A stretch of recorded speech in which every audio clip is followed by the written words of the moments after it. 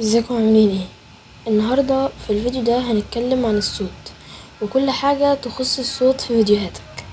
لكن قبل ما نبدأ الفيديو ما تنساش انك تدعمني بلايك وشير وسبسكرايب، وكمان ما تنساش انك تعملي فولو على انستجرام وواتساب، وهتلاقي اللينك بتاعهم تحت في وصف الفيديو. وكمان لو عندك مواضيع عايز نتكلم عنها ما تنساش تكتبها لي تحت في التعليقات. وبس كده، يلا نبدأ الفيديو.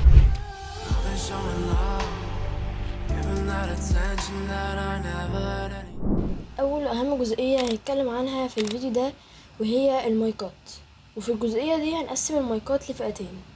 اول فئه هنتكلم عنها وهي فئه المايكات الرخيصه او اللي جودتها متوسطه، وتاني فئه هتكون مايكات غاليه بس جودتها كويسه جدا. اول مايك هنتكلم عنه في فئه المايكات الرخيصه بس جودتها كويسه او متوسطه يعني، هو البويا BY-M1.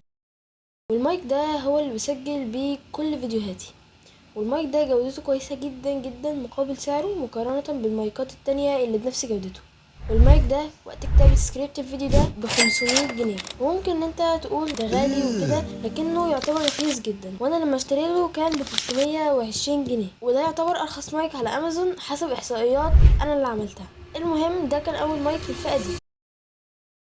تاني مايك هو المايك اللي بعديه على طول وهو البويا BY-MM1، والمايك ده احسن وصوته افضل بكتير، لكن سعره يتراوح من 799 جنيه لل 825 جنيه، وكل الاسعار دي من على موقع امازون. اول مايك معانا في الفئة التانية وهي مايكات غالية شويتين 3-4، لكن جودة الصوت بتاعتها بومباستيك. لو انت عايز تعرف مايكات غالية فممكن انت تدور على يوتيوب، لاني صراحة لما جيت ادور على امازون او حتى جيت ادور على يوتيوب معرفتش انهي احسن مايك بالنسبة لك. وكمان ان المايك ده ممكن يختلف من شخص لاخر، يعني مثلا انت ممكن تحب المايك ده وشخص تاني يحب مايك تاني، فالاحتياجات بتختلف. فلو انت عايز تعرف مايكات غالية او فئتها السعرية اعلى من المايكات اللي هي بويا BY-M1 و MM1، فممكن انت تدور على يوتيوب على حسب احتياجاتك. لو انت مثلا عايزه في البودكاست، لو انت عايز تصور بره، وهكذا. فالافضل ان انت تدور على يوتيوب، لاني مهما حطيت ماركات ممكن ان هي تختلف عن احتياجاتك. دلوقتي هكلمك عن طرق تسجيل الصوت.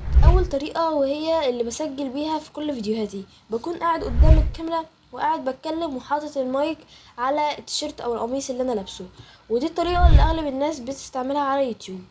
تاني طريقة اللي هي بالفيديو ده، ودي الطريقة اللي انا بستخدمها نادرا او بقيت بستخدمها نادرا مؤخرا، وهي طريقة الفويس اوفر. والطريقة دي ممكن تستخدمها لو انت محتواك مثلا بتحكي قصص او بتحكي قصص رعب حتى، فده بيضيف للفيديو كتير. تالت حاجة هنتكلم فيها وهي المؤثرات الصوتية، والجزئية دي من اهم الجزئيات اللي لازم انك تحطها في فيديوهاتك، بالذات لو انت مش بتحب ان انت تحط اغاني لانها حرام او حتى لانها بتخلي شكل الفيديو النهائي وحش. المهم المؤثرات الصوتية هتكون اضافة مميزة جدا لفيديوهاتك، وهتخلي الفيديو يجذب المشاهد ان هو يقعد اطول مدة في الفيديو. وهتلاقي تحت في وصف الفيديو فايل حاطط لك فيه كل المؤثرات الصوتية اللي بستخدمها او ما بستخدمهاش في فيديوهاتي. غير كده لازم تركز انك تحط المؤثر الصوتي في الوقت الصح اللي يحسس المشاهد ان مفيش غلط او جلتش في الفيديو، لان بلاقي اغلب الناس اللي لسه بادئه في المونتاج دايما بتحط المؤثرات الصوتيه في اماكنها الغلط وبتعلي صوتها، وتلاقي مثلا لو في حركه معينه زي الحركه اللي ظاهره قدامك بتلاقي ان الساوند افكت كمل والحركه اصلا وقفت. فلازم تركز ان انت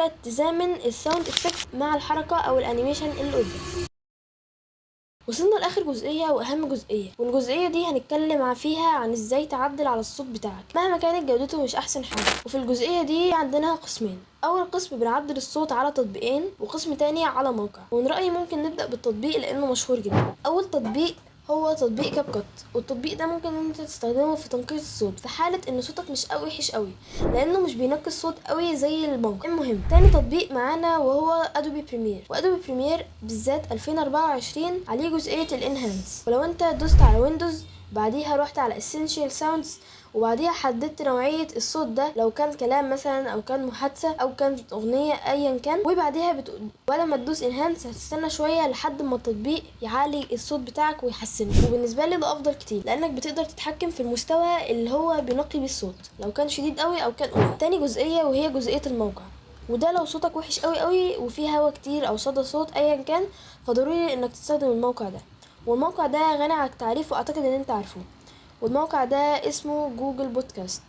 والموقع ده انا بستخدمه في الفيديوهات اللي بعمل عليها فويس اوفر وجودة الصوت بتطلع وحشة. وبس كده نكون وصلنا لنهاية الفيديو.